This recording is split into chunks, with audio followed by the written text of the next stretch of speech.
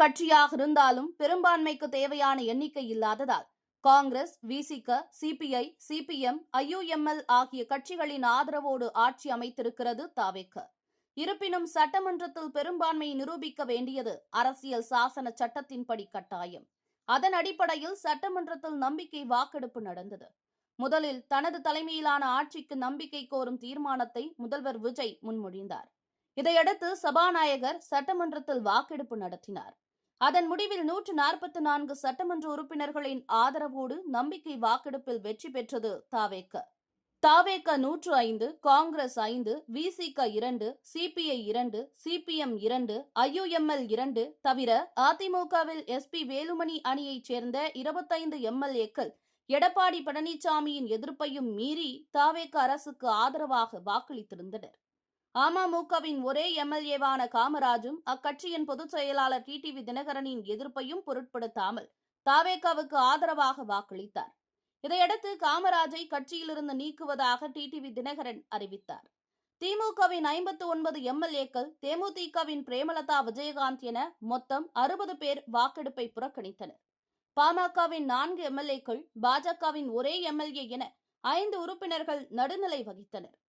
பெரும்பான்மைக்கு 116 என்ற எண்ணிக்கை தேவைப்பட்ட நிலையில் 28 உறுப்பினர்களின் ஆதரவு கூடுதலாகவே பெற்று பெரும்பான்மையை நிரூபித்தது தாவேக.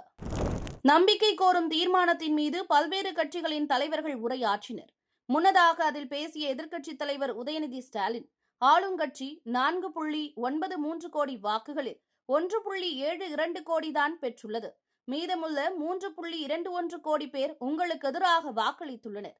65% மக்களால் நிராகரிக்கப்பட்ட இந்த ஆட்சி மீது உங்களுக்கு மட்டுமல்ல, உங்களுக்கு வாக்களித்த மக்களுக்கே கொஞ்சம் கொஞ்சமாக நம்பிக்கை குறைந்து வருகிறது என்றார்.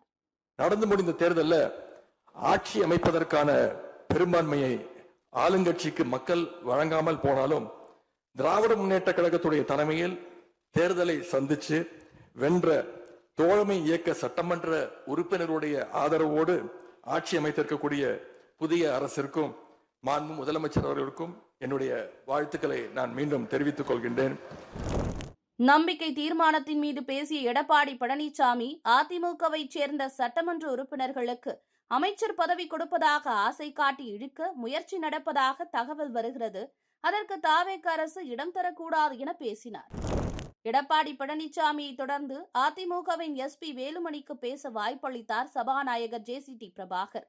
இதற்கு எடப்பாடி பழனிசாமி தலைமையிலான அணியினர் எதிர்ப்பு தெரிவித்தனர்.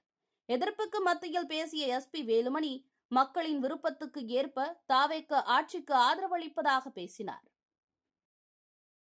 இன்றைக்கு மக்கள் தீர்ப்பளித்து இன்றைக்கு முதலமைச்சருக்கு வாக்களித்துள்ளார்கள். அதற்கு நாங்கள் ஆதரவளிக்கிறோம் அதிமுக சார்பாக. அதே போல நாங்கள் யாரும் பதவிக்கு ஆசைப்படுவது கிடையாது. பதவிக்காக ஆசைப்பட்டு கிடையாது. மக்கள் தீர்ப்பை மதித்து மக்கள் முதலமைச்சராக வர வேண்டும் என்று எனக்கு ஆதரவளித்தார்கள். தீர்மானத்தின் மீது பேசிய பிரேமலதா விஜயகாந்த், பெண்கள் பாதுகாப்புக்கான சிங்க பெண்கள் சிறப்பு படை 717 மதுக்கடைகளை மூடுவதாக அறிவித்த முதல்வர் விஜய்க்கு வாழ்த்து தெரிவித்தார். குதிரை பேரம் குறித்து பேசிய பிரேமலதா, முகத்தை மூடிக்கொண்டு சென்றது யார் என்ற விளக்கத்தை கொடுக்க வேண்டும் என்றும் வலியுறுத்தினார். மேலும் முதல்வரின் சிறப்பு அதிகாரியாக நியமித்ததை ராதன் பண்டிட் என்பவர் நியமிக்கப்பட்டதையும் வன்மையாக கண்டித்தார் பிரேமலதா.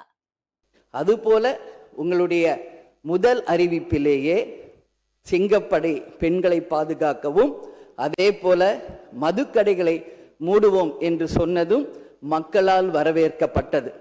அந்த வகையில் முதலில் 717 மதுக்கடைகளை மூடியது ஒட்டுமொத்த தமிழக மக்களால் வரவேற்கப்பட்டது.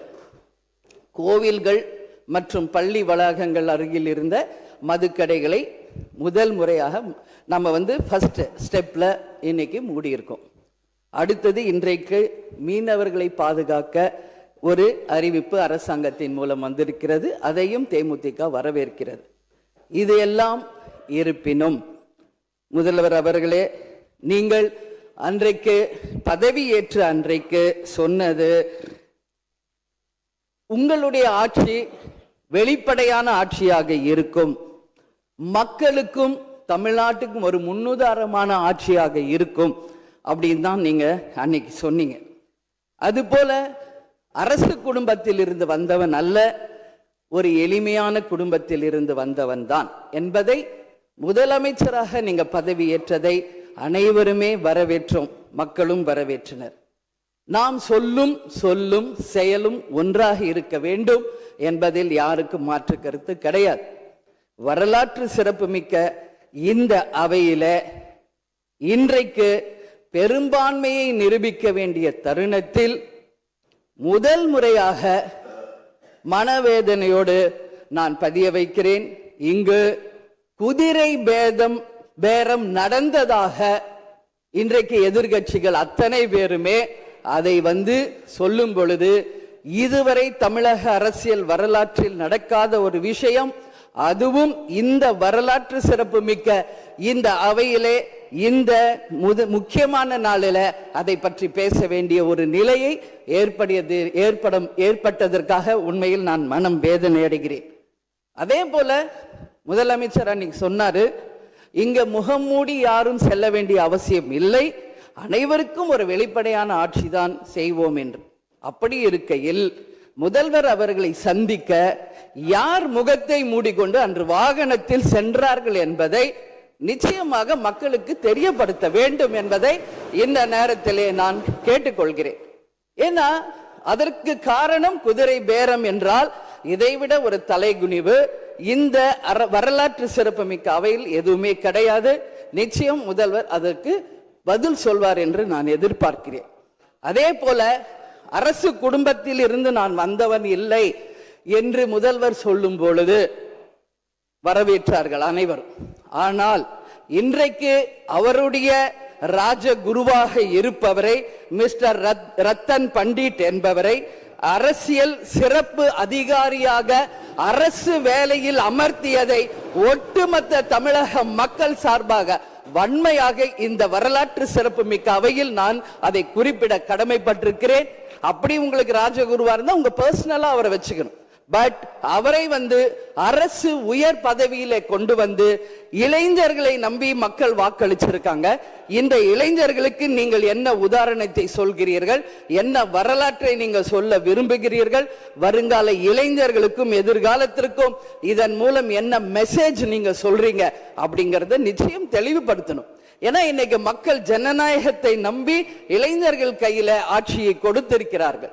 அப்போ வருங்காலம் இளைஞர்களும் வருங்காலத்திற்கும் இந்த அரசு ஒரு முன் உதாரணமா இருக்க வேண்டும் என்பதுதான் என்னுடைய ஒரு கோரிக்கை என்பதை இந்த நேரத்தில் நான் ஆணித்தரமாக பதிய வைக்கிறேன். டாஸ்மாக் கடைகள் மூடியதை பாராட்டிய பாமகவின் சௌமியா அன்புமணி, மூடப்பட்ட கடைகளுக்கு பதிலாக வேறு இடங்களில் கடையை திறக்கக்கூடாது என்று வலியுறுத்தி பேசினார்.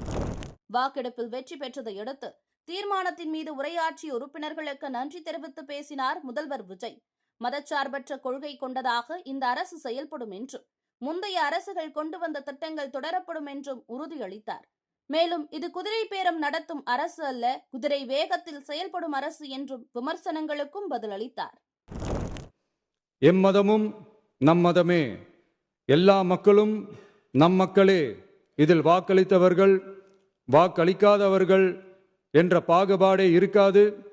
இது எல்லோருக்குமான அரசு, இது சாமானியர்களுக்கான அரசு, இது சாதி மத எல்லைகளை கடந்த அரசு, இது பாகுபாடு காட்டாத அரசு, இது பண்பாடு காக்கும் அரசு, இது பண்பட்ட அரசு, அரசியல் காரணங்களுக்காக யாரையும் எதற்காகவும் புண்படுத்தாத அரசு.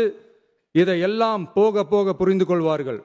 எனவே துள்ளி எழுந்து பதில் சொல்வதை விட எதிலும் துணிச்சலுடன் செயலாற்றி வெற்றி பெறும் அரசு இது. பதவிக்காக அதிகாரத்துக்காக அமைந்த அரசு அல்ல, நம்பிய மக்களுக்கு நன்றி கடன் செலுத்துவதற்காக அமைந்த அரசு. அதிகாரம் காட்டி மிரட்டும் அரசு அல்ல, அனைவரையும் அரவணைக்கும் அரசு. எவர் மீதும் வெறுப்பு காட்டும் அரசு அல்ல, எல்லோரையும் விரும்பும் அரசு. மக்களே முக்கியம், மக்கள் நலன் மட்டுமே முக்கியம், அதுவே எங்கள் ஒரே நிலைப்பாடு. எனவே மனசாட்சி உள்ள மக்களாட்சிக்கு ஆதரவளித்த அனைவருக்கும் மீண்டும் என்னுடைய நன்றியை தெரிவித்துக் கொள்கிறேன்.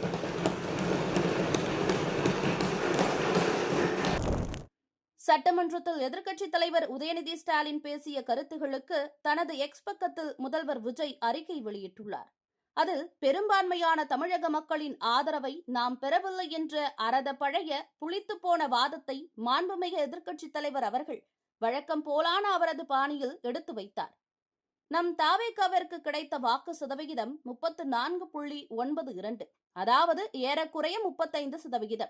ஆனால் மாண்புமிகு எதிர்க்கட்சித் தலைவர் சார்ந்த கட்சியான திமுக கூட்டணி கட்சிகளின் ஓட்டுகளையும் பெற்றுத்தான் சில தொகுதிகளிலாவது வென்றது என்பது உண்மை என்றாலும் தனிப்பட்ட முறையில் திமுகவின் வாக்கு சதவிகிதம் மட்டும் எவ்வளவு தெரியுமா? வெறும் 24.19% மட்டுமே.